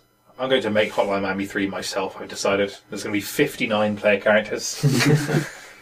And by the end of it, you would have gone through 100 realities. And, and that will be the game. And the levels will be so long. It'll just be the longest levels you've ever Just seen. one level, just one. You'll finish that, you'll assign it to me to review, and then you'll fuck off to GDC again. A bit of insight to our working relationship. Yeah. So sad and angry, Sam. It's over now. You're reviewing GTA, that'll be better. Oh, God. Oh, God. They can't get that wrong, I've played it. Oh, no. It's like we've decided that once a year there's a game that drives Chris insane about March time. So it was Elder Scrolls Online last year, and this year it's that. I'm already planning next year, essentially. It's going to be a surprise. Should we do some questions from questions? Yes, we should. Yes. Yes. Kane, our friend Kane T, writes in to say, "Hail, honoured ludologists. In discussing a question regarding random chances from episode 80 on the forums, I had an offhand thought that I've since started taking seriously and wondered what you folks thought of it. In a game like Xenonauts or Crusader Kings 2, where the player is given an explicitly spelled out random chance of something happening, like 80% chance of shooting an alien, if the chance would be below 10%, it should instead simply be treated as a 0% chance. If the chance is at least 90%, it should be instead treated as a 100% chance. The game can still generate a random number and test to see if it would have been a success or not with the original chance, but instead of actually affecting the success or failure of the action, it just has a minor cosmetic effect. So the example he again gives in Crusader Kings is if you try and lock somebody away in prison and you sort of fail at a 92% chance, it gives the message, the target attacked your guards but was ultimately subdued, and so it's kind of like a compromise. And the reason he says this should be the case is because the way I see it, when the odds of success or failure are so extreme, you aren't really being asked to make a choice. There's no interesting decision-making process going on there. And he goes on to say that it's a better reflection of real life, because usually if there's a 95% chance of you succeeding at something, then if you fail at it, you just do it, but do it slightly worse than you would have done anyway. And he says, thoughts? ? Keep on poddin' on Poddin' Pond. Kane. I quite like the thin margins of success and failure because they do what percentage chances are supposed to do. They add an element of unpredictability, and taking that away seems like you're going to lose some of those dramatic situations. And, where you've got a 95% chance and it goes wrong at a really important junction, that can be really frustrating, but it can also be really exciting and lead to interesting tactical decisions that you have to do to compensate. And certainly with the negative end of the spectrum, surely if below 10% chance of success is just like an insta-fail, surely you're just not going to do that thing. Well, you're not probably going to do that thing if you have a 10% chance anyway. That's his point. You're never ever going to decide on a 90% chance that you're not going to bother doing it. But say it's XCOM and you're in that kind of last-ditch situation where your back's against the wall. You're going to do something that's super risky because it's a chance to maybe save your bacon overall. You might go for that really low chance option and you might get there. If it's just below 10% and that's just an insta-fail, then it's just like, well, now you really have given me no choice and no option. Because like most of the time when these decisions come up, they're not a case of do this or don't do this. It's a case of do this or do this completely other different thing or do this completely other different thing. Or, you've got an array of 5 or 6 different options in any given situation in these games most of the time. So it's not a binary yes or no that you're playing with. I'd say that I kind of agree. I think at the lower end of the scale, when it comes to you got a 10% chance to succeed, you deserve the chance to roll that dice if you want to, and to have the kind of miraculous outcome. And a good analogy for this, in terms of mapping onto real life, is just the analogy of the XCOM guy trying to shoot an alien. And maybe the shot is so unlikely that he's it's very far away or behind some cover or something, but it's not impossible that soldier will land that shot. That's not out of the realms of possibility. It's not an instant failure. The bullet is still a projectile moving through the air. There is still a chance that it will move through the air in the right way to catch that alien. Where I think King's Point holds together better is at the upper end of the scale, where you have a trained soldier shooting at an alien a yard away. Yeah. And the chance is 95%. And that is a classic XCOM thing of like a soldier literally standing next to the alien and having to land the shot or he'll die. And then the soldier just like fires into the air pointlessly. Like, that's not going to happen. That punctures the believability of your elite anti-alien task force when it's like a man dramatically forgets how to gun. Like at the most. But that does happen in real life. Like, No, I mean, but- you know. In that scenario, I think the failure state for rolling a 10 on a 90% chance or something is too severe. I think you have to kind of like accept that he's probably going to fire. He's probably going to kill this thing, but maybe he accidentally empties his clip. You know what I mean? Like having a sort of a more interesting fail state than simply the very unlikely thing, which is that you miss. There should be, rather than making it related to the overall chance to hit, tying it to that, I think there should just be more interesting fail states in general. Yeah, yeah. You know, and having soft failure, I suppose, essentially. That's an interesting thing to deal with. Yeah, I agree with that. And the firing into the air thing is sort of a crappy cosmetic thing. Like, it would sell the idea much better if it was just, if you got the 10% failure, it was your gun jammed or something like that. Yeah, like, that yeah. wouldn't betray the elite soldierness. But I would also like more games to incorporate something like Numenera's negotiation between the DM and the players. So, if you could spend an XP point in XCOM to say, after you'd missed the shot, no, I fucking didn't. And just spend a little resource that would just say... Well, I'd say the That's computer games struggle to make critical fail states interesting, whereas, like, the Numenera system's great, because what it means is if the players roll a 1 on an action and they fail, that doesn't mean that there's a kind of a table you consult to see if they miss or whatever. It means the GM gets a free pop at them, basically. So there's a system in the game normally called GM Intrusion where the GM introduces a complication to an encounter that they dictate. The ground gives way beneath your characters, or an enemy produces a weapon you don't expect, or another enemy materializes out of nowhere. In order to make that play, the GM has to give the players XP, is the kind of top level version of it. And the players can spend more XP to get rid of it if they don't want it. But the idea is that in order to be a dick to the players, the GM has to kind of reward them with XP, which is a nice give and take. It only really works in a digital context. If you roll a 1 in Numenera, the GM gets to make an intrusion for free. Like, without giving you XP, which is, so the punishment is really interesting, because it's, if you roll a 1, you get put at the creative mercy of the GM. And obviously the easiest thing to do is to say, you miss and your gun jams, or, well, you're not your gun, really, but, you miss or, fall over or something. But as I've learned to GM it, I've gotten a bit more creative with creating scenarios that stem in the way of like a cascading disaster that no one could have seen coming, which is more interesting, and games struggle with that, but it'd be nice to get some of that flavour, which I think is Kane's right, actually, that it'd be nice to see it have a really, so that it felt that, like, that spectacular failure was as interesting a story as the shot that shouldn't have landed but did, in a way, where it's like, I can't believe he not only did he miss, but he hit a tree, and the tree collapsed and destroyed our fucking escape shuttle. So it's a design problem, then, rather than the percentages themselves, because I think that ambiguity, the drama that ambiguity provides is worth it. Yeah. But the games just need to react better to that. That's seemingly fine. Yeah. Yeah, I agree with that. He's got some interesting points. I don't know that he's particularly saying that if you literally have a 90% chance of doing something, then it should be treated as a 100% chance. I'm assuming he means that you just massage the stats in the background. So visibly, you're given like a 90% chance, but it may be just a 100% chance to hit. Like, the stats that are given to the player deceive you. So you don't ever have that frustrating moment of saying, I gambled on a 90% chance to hit, but it didn't do it. And then you feel cheated and frustrated. And if there's some way you can just lie to the player about the stats that are being presented, but also give kind of soft fails and whatever at the same time. Could the player eventually suss that out, though, if it's always 90 and you always hit? Yeah, I don't know. Yeah, maybe it's not a good idea to lie to players like that, because obviously the idea of the stats is that they are an accurate representation of your chance to hit. I don't know. Interesting, though. Yeah. Interesting. I'd like to see how it. I'd like to see it user tested to see if people noticed. Yeah. Or if just how people respond to that emotionally as well. Because obviously it's a very frustrating thing.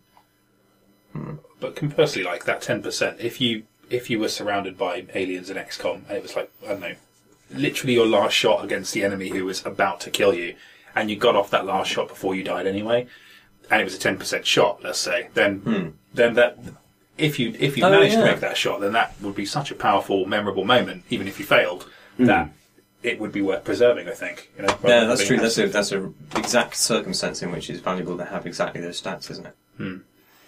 Yeah, I think it's down to like what makes a better story at the end of the day, and the kind of that's when the 95% chance to hit and you miss anyway. Often it can feel like part of the story. Like, I can't believe my best guy missed, but sometimes it just feels like it's wrong. You know, if you know it's a you're your best soldier with a shotgun at point blank range against a monster that is 12 foot tall, and they miss, and it's like that's not how that feels wrong because it's not how the story should go. Like, there's something else can go wrong. You know, the soldier accidentally shoots an explosive canister on the monster and they both die. Yeah. Like, that is an interesting outcome. But, like, this, you know, the thing that undermines the story is, and then he fired in the air. Well, maybe the problem isn't the stats, it's the actual calculation of those stats. Like, I mean, it should just be a higher chance to hit when you're firing at a giant 12-foot monster. You know, there should be just less room for error. Because, I mean, like, 90% chance to hit sounds like a lot when you play XCOM, but there's, you know, you fire 10 shots, you're going to miss one with those odds. That's odds. That's odds. That's odds for you. Maths. Yeah. That's number one. We'll take the board. Anyway. Michael Webb writes in to say, "Dear gentlemen, and hopefully at least one lady." Oh well. Shit. While playing Tomb Raider, the QTEs were so bad, and the constant snuff film gratuity of your death when you fail them so distasteful, that I just gave up and uninstalled the game. When I tried Wolfenstein New Order, I was enjoying it well enough, up until when you were captured by the evil Nazi scientist, was presented with the choice of which companion to have him tortured to death in front of you. The developers included a no choice option, but it just ends the game and reloads, so it's not really a choice at all. Again, I uninstalled the game rather than be forced to make a pointless choice and endure a gritty cutscene just to progress the story. My question for you all is this. Have any games been so distasteful or unpleasant that you refuse to keep on playing? Or am I being overly sensitive? Should I just suck it up and push through my distaste to enjoy these admittedly very highly regarded games? Signs off sickened in San Jose, Michael Webb. In the Tomb Raider example, I do... Something I remember more vividly than anything else is those death scenes, and one in particular where Lara's parachuting that was horrible. Across, a forest, and then she gets impaled on a tree branch. And I remember that animation exactly. There's a lot about that game I don't remember, especially the story. Yeah. But it wasn't like an unusual amount of detail put into the way she dies. Yeah. On one hand, you could call that, I don't know, good production values in terms of the way it's reacting to contextual deaths, but... I could see why someone could reasonably be disturbed by that. There's one, I think it's when you're tumbling down a river. Oh, God, yes. She falls down a lot of stuff in that game, so I can't remember what exact stuff it is she's falling off. But an outcropping of like a copper wire or something goes through her neck, and rather than it just kill her instantly, because I mean, gone through her spine, you could just have her limp dead. She like holds it and struggles against it for a bit, and then she dies. And it's fucking horrible. Like... I mean, that incidentally was... So, I think that might have been the last game that made me go crazy in March. The one before Elder Scrolls Online. But yeah, like, I downgraded the game because I just thought it was nasty and voyeuristic in some... And also, I didn't like the game itself. Like, I thought it was a bit linear and duff in other ways as well. But, like... It really did revel in those sequences in a way that made me a bit uncomfortable. Like, weirdly, I think it was kind of going for that, though, right? It was channeling the horror movie grindhouse thing to some extent. Yeah, but it also has like... I'm not saying it's successful or or even good for that. But I think it was an intentional decision. Like, I don't think they just did it because they are slightly prurient and like seeing girls die. I think they put it in there for a reason. Yeah, but it didn't kind of match that atmosphere with its presentation elsewhere, which is what I would say in Wolfenstein's defense. I mean, the other thing is, having not seen that scene, like, you don't see any violence in that sequence. You pick somebody by looking at them, and then the violence is suggested, but you don't see anything. Like, it doesn't show you the dying person kicking and screaming. Like, it just cuts away. No, it doesn't. It cuts to BJ's face, and it just shows you his face as his, like soul dies, basically. And it shows you absolutely nothing of what's happening, what he's seeing. Which is a very deliberate stylistic choice. And, that game has a much more intelligent relationship with violence than Tomb Raider does. Yeah. Like, by miles, because it kind of knows what it is. Like, Even though he's, the first action he takes, having woken up from a coma is to stab a Nazi through the neck. Yeah. Like, that's actually a far more believable arc than the one that Lara goes through. It is. I mean, they make an interesting comparison, actually, because BJ Blazkowicz is, obviously absurd. But the game accepts that he's absurd, and he sort of knows that he's absurd, and everyone knows that he's absurd.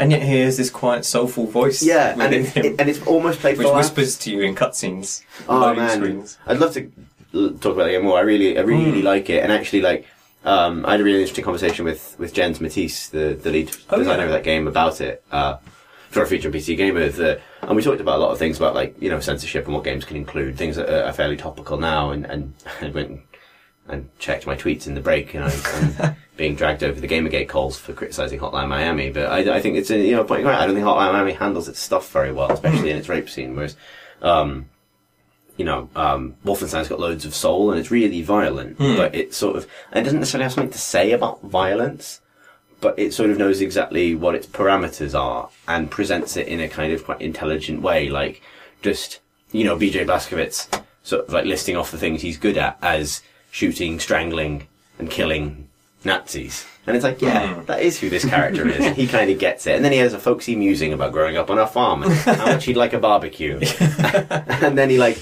crashes a space shuttle onto his own face. Yeah, what a weird game. It's kind of cool, though. Yeah, I really like it. The other problem... Sorry. The other problem with context in Tomb Raider's case, I think, is that whereas Lara experiences these really detailed, awful deaths that you see in quite a lot of detail, the enemies that you fight don't really. Like, you shoot an enemy in the head with an arrow and you don't see anything truly atrocious on the scale that you see when she dies. She always experiences a much more specific, awful death. None of them suffer, actually, do they? Yeah, not that you'd want them to either, because obviously you don't want to. Yeah. It would be a way of fixing that game's one of those game's problems, which is where she's like, oh, God, I'm so sad that I've killed a deer, and then I've killed a rapist in cold blood, and then a million other identical bad guys, a billion men, and then I killed a man by waiting for him to charge in a wall before I killed him with a climbing pick. I wonder if that's what they're going for, though. Like, they're trying to justify Lara's violence against these other people by showing you the alternative. And obviously those deaths aren't canon because you reload and then survive. But they're showing you that it's this is a barbaric world. But they and I'm not defending it. I don't like it. But either. it's never them, really, who does this violence to you. It's bits of rock and wood. Yeah. It shies away from ever showing person-on-person violence. It really does. If she's killed by human enemies, she's shot or stabbed or something, she falls over. Whereas, the environment, that's where they really get into the prurient detail of it. And, what I was going to say is, if, games never show injury, they show death, really. Games, you never really wound, you very rarely have to deal with the fact that you've shot somebody in the stomach and they're dying slowly. Right? Real horror of war stuff. Neo Scavenger. That's why Neo Scavenger is great for that reason. But, the way to you could have Tomb Raider structured exactly the way it's structured, with just as much death and killing, but its point would be so much more effective if, having shot a guy in, the neck with an arrow or in the lung with an arrow, that person is dead in gameplay mechanical terms. They're not a threat to you anymore. They're no longer shooting at you. You've completed the cover section. But as you walk past to loot their ammo, they are writhing on the ground, drowning in their own blood. Having a terrible, as she does in the other death sequences, and you just have to make your peace with that. And if that's so disturbing that you switch the game off, kind of good, because you've kind of picked up something about the situation. As it is, arrows to sort of switch people off. You plonk an arrow into a guy and he just sort of tumbles down, and now he's not a problem anymore. How do people here feel about the evil within? which haven't has played that it, kind I'd of like to. really, I mean, it's survival horror, which traditionally have grotesque deaths, and this definitely does. Like, there's an example where you're walking down a corridor, you trigger some sort of trap, you then, like, dragged back into a doorway which is opened into a giant meat grinder, and you get to watch quite visibly as you're chewed apart by this thing as you go through it. But it's a survival horror game, and you're surrounded by zombies that are exploding. It is grotesque, it's horror, it's a very different style of game. I've played 3 chapters of it, and I think that the context justifies that, because it's from the start, it's obviously horror in quite a familiar way. I think within about 10 minutes you're hanging upside down in a meat locker while some guy is just cutting up a body with a machete. It feels like the context is there straight away, and this might be just me being completely desensitized, but I didn't really react to the horror of it at all. I mean, it's and the cutscenes, obviously it's a Mikami game, so it's a ludicrous story that's a bit silly, and therefore I think you start to view it in a kind of grindhousey, this is kind of silly sort of way. And whereas Tomb Raider's story is basically a documentary. It's trying to ground it in a kind of urbane. Yeah, no, you're right. They get to the point where they don't have an ending for the documentary, and they're like, what if there was a wizard? What if ancient Chinese wizard had taken over the island? Perfect. Yeah. Oh, maybe that game was done. It really was. I really enjoyed it though. I had fun with it as well. Actually, You're a croft, Lara. I mean, like as in the person, not as in like an area of grass. Yeah. So, you guys got any examples of games where you have been disturbed by the content? Yeah, I don't think there's any that I've totally stopped. Like I've forced myself through some very angrily. Certainly, the last GTA game really put me off with its torture scene. Didn't like that at all. I kind of think that was the point that they were going for, but it's kind of a... I already know that argument. I've had the argument with myself that violence is a kind of can be a seductive thing in games, and perhaps you're not really engaging with the actual horror of real world violence when you play games and you gun down all these people, and so being shown it to you in this kind of personal detail. Wow, you've really the scales have fallen from my eyes. I feel terrible now for buying your game. You just fuck off with that argument. And Bulletstorm as well. It begins with a really annoying. I love Bulletstorm, but it opens with this scene where I think you just have to execute somebody who's really done wrong. I can't remember the exact circumstances, but I remember just being like, "Fuck this," Then I came back to it like a couple of hours later and forced myself. You kicked a man in the balls into a cactus and everything was fine. Exactly. Yes. Then I realised it was a game about kicking men's balls into cactuses, and then I made my peace with it. But yeah. GTA 5 had another sequence. I won't spoil this actually because it's a story bit. It's the introduction of Trevor features a sequence. I found truly vile, and it actually took me quite a few days to get over. Being a fan of that series, without saying anything more, it was just it was noticeably nastier than what I was used to. It's pretty gross. But I managed to carry on with my life and everything, so I don't know. What about you guys? Watch Dogs starts with a scene where you have to just shoot a man in cold blood in the head, but then it turns out your gun doesn't have bullets in it. But that doesn't undo the fact that in order to play it, it forces your first action to be pulling the trigger on an unarmed man who's like kneeling on the ground. Like, fuck off. I don't understand why this is an entertainment product. I'll tell you what really disturbs me though is browser flash games which are about curing or healing the wounds of characters. There are thousands of these things. So like one about like a sick Justin Bieber. Yeah, like Justin Bieber is badly wounded, and you just have to like suture up the wounds and gashes on his face. There's ones that are about like 6-year-old anthropomorphized cat girl falling off her bike, and now you just like sewing up great gashes across her face and stuff like that. The fact that it's on the internet makes me think there's probably a sexual component to that. I don't know. I don't think there is, but it's disturbing in any case. The one I've mentioned recently is Mortal Kombat. Like we were talking about this very recently. I've been watching because I actually quite liked Mortal Kombat 9 because I like the way that NetherRealm decided to structure a story around a a fighting game. And obviously it's schlocky and a bit dumb because it's Mortal Kombat, but schlocky and dumb is fun, and that's fine. But I found the kind of grotesque violence a bit, I mean, it's me getting old, but like it wasn't so much, obviously it's very violent, and characters are dismembered and torn apart and in ways that are designed to disturb you, like that's what they want. But more to the point, it doesn't really make any sense. Like, you sort of, well, in the sense that, you know, it does these, like, X-ray fatality special combo moves where you'll see someone's, like, femurs shattering as the blow comes in, or, like, a knife going through someone's lung, and the lung pops inside their body, and it shows you all this stuff. But that's just, like, a special move. And you keep fighting after that point.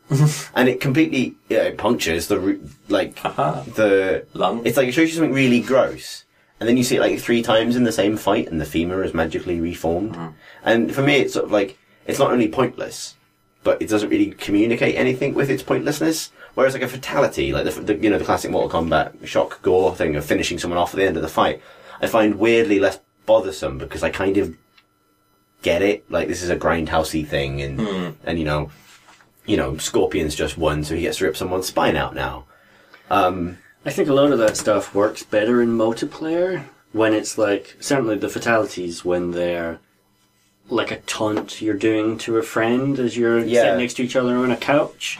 You know, it's like cheekily waving at someone in TF2. It's you joshing your friend.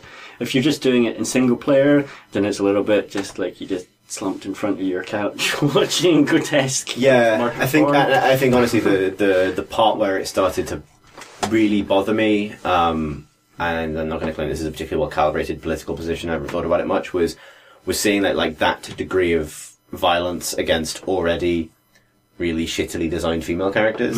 So you see, you know, women who are 80% cleavage as it is in tiny little ninja outfits being like really grotesquely dismembered by like a big 4-limbed mega dude, and it's like, this is sort of strayed into, it's gone from the doodles on the textbook of a weird but otherwise probably will ultimately be fine teenage boy to the doodles on the textbook of a deeply troubled teenage boy.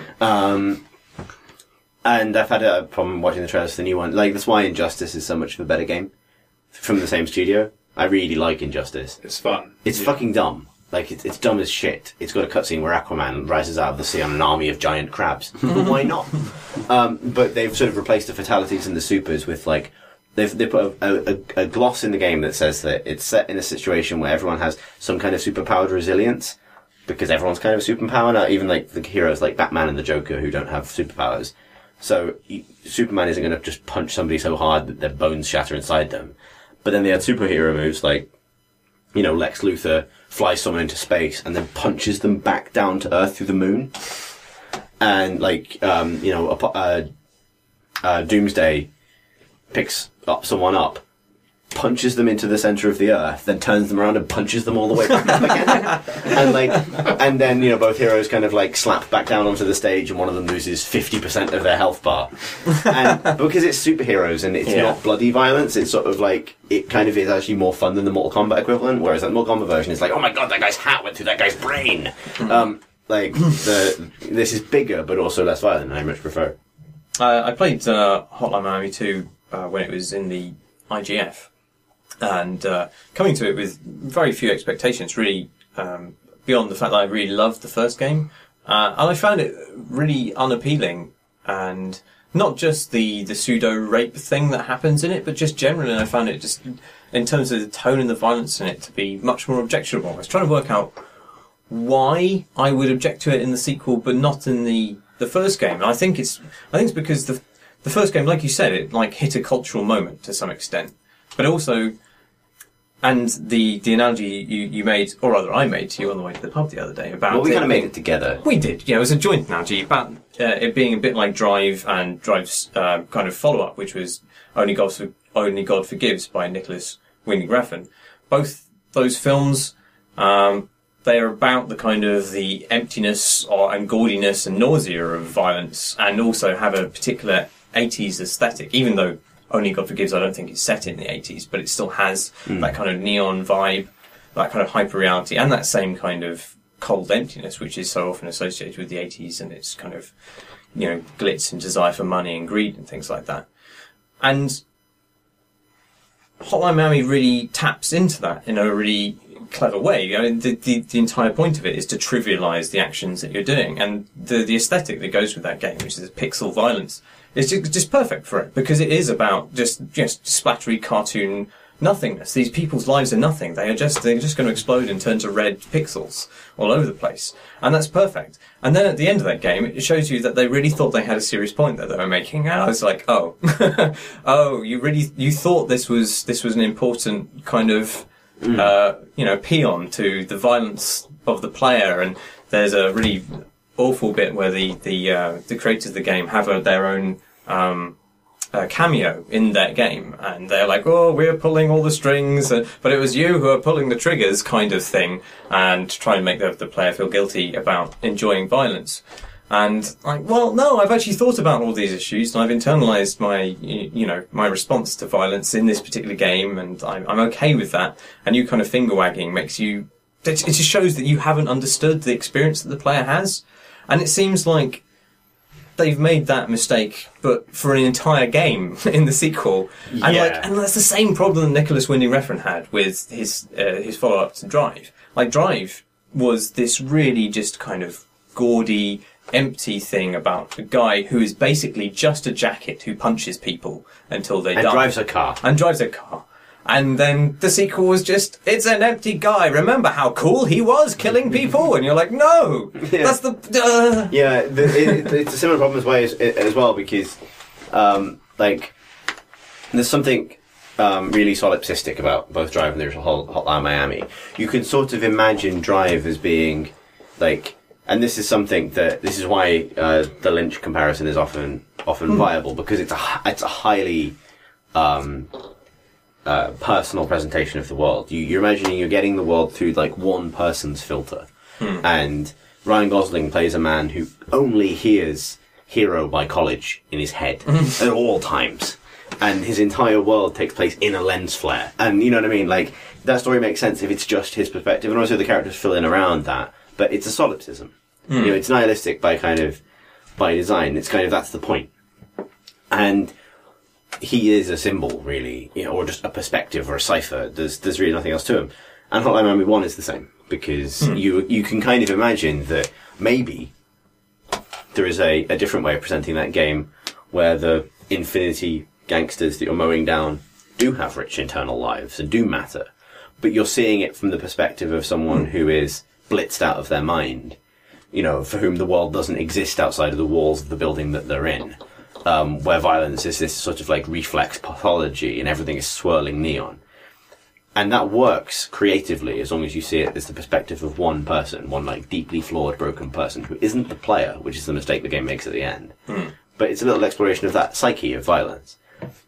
The second game, by splitting the perspective between 13 fucking people, ends up in a situation where it normalizes that degree of violence within Miami. Without spoiling anything, one of the characters is a detective.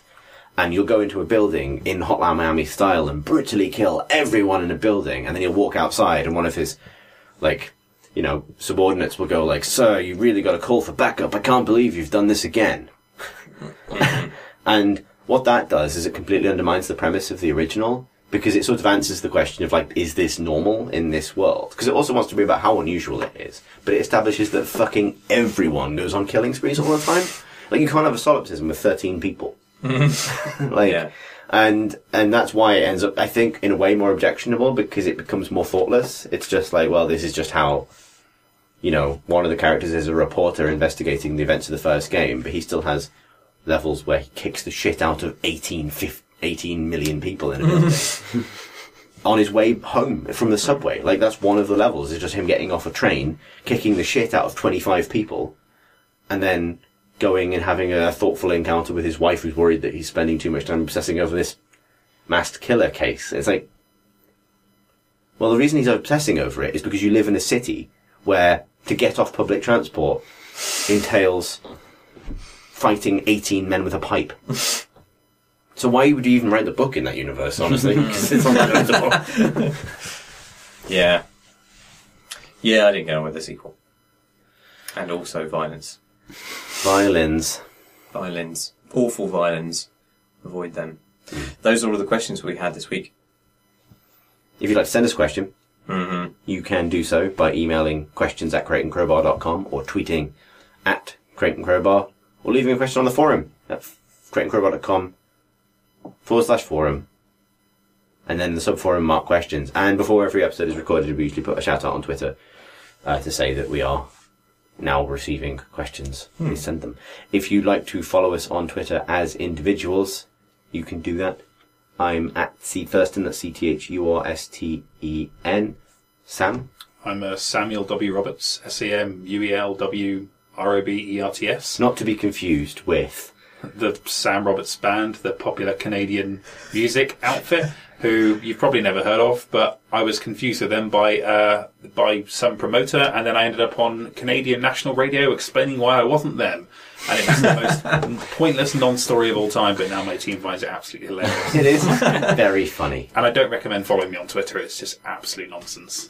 I do, actually. I thoroughly recommend following Sam on Twitter. Oh, thank you very much. Your deadline tweets are the finest... I remember none of them. No, the finest bouts of stream of consciousness. And also, you have a promising career in existential twine games that will make you feel nothing but dread about your life choices. It's going to be a good one. Yeah, for sure. Marsh? I'm at Marsh Davis. That's DAVIES. Graham? I am at Gonnas, GONNAS.